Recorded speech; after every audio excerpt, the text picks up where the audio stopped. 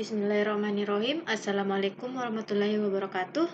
Perkenalkan, nama saya Putri Salasilia Susanto dari kelas PTKC dengan NIM 22095020021. Adapun di sini saya dari Universitas Negeri Makassar dari Fakultas Teknik. Saya dari jurusan Teknik Informatika dan Komputer, Prodi Pendidikan Teknik Informatika dan Komputer dengan mata kuliah Komunikasi Data. Adapun di sini saya akan mempresentasikan tentang kontrol link data.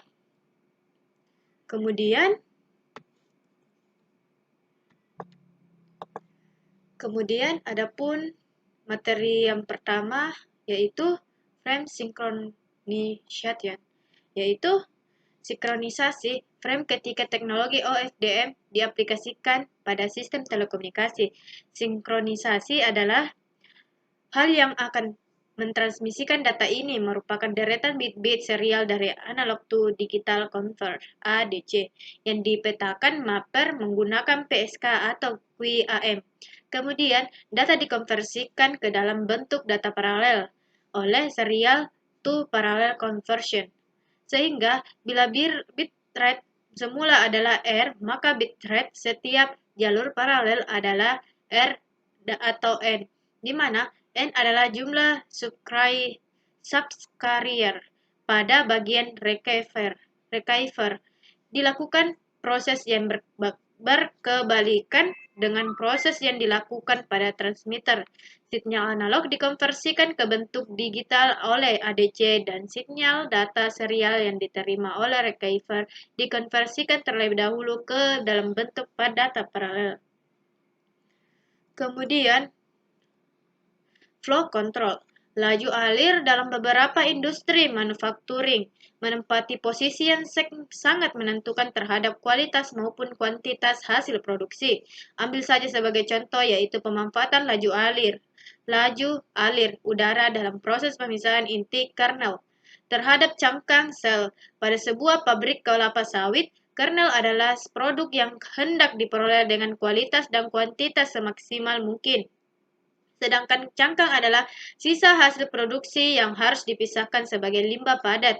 Perubahan laju alir dapat mempengaruhi kualitas produk dan kelancaran produksi. Perubahan laju alir ke nilai yang tidak optimum akan menurunkan kualitas produk dan mempengaruhi kelancaran produksi. Biasanya, pada sebuah industri alat ada sehingga karakteristik dinamis dan statis dari suatu proses harus dibuat agar pengontrolan laju alir bisa terjadi.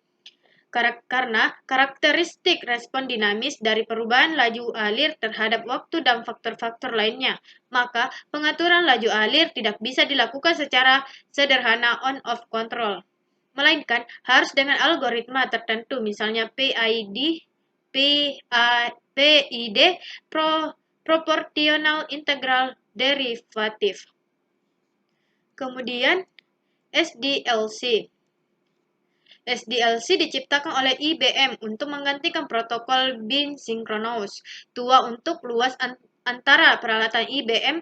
SDLC bukan peer-to-peer protokol seperti HDLC, frame relay atau X.25. Sebuah jaringan SDLC terdiri dari stasiun umum yang mengontrol semua komunikasi dan suatu atau lebih stasiun sekunder, di mana beberapa sekunder terhubung dari keutamaan tunggal dan ini dikenal sebagai multi-point untuk multi-drop network. Kemudian, protokol HDLC atau High Level Data Link adalah sekelompok protokol untuk transmisikan sinkron dan data paket antara point-to-point node. Di HDLC, data disusun dalam frame data. Protokol HDLC berada pada layer 2 dan model OSI lapisan data link. Ini adalah protokol layer 2 efisien, distandarisasi oleh ISO untuk point-to-point dan multi-point data link. HDLC diberikan overhead minimal untuk memastikan kontrol aliran, kontrol error, deteksi, dan pemulihan untuk transmisi serial. Frame HDLC sinkron dan karena itu bergantung pada lapisan fisik untuk menyediakan metode clocking dan sinkronisasi pengiriman dan penerimaan frame. Sekian dan terima kasih. Inilah penjelasan saya. Wassalamualaikum warahmatullahi wabarakatuh.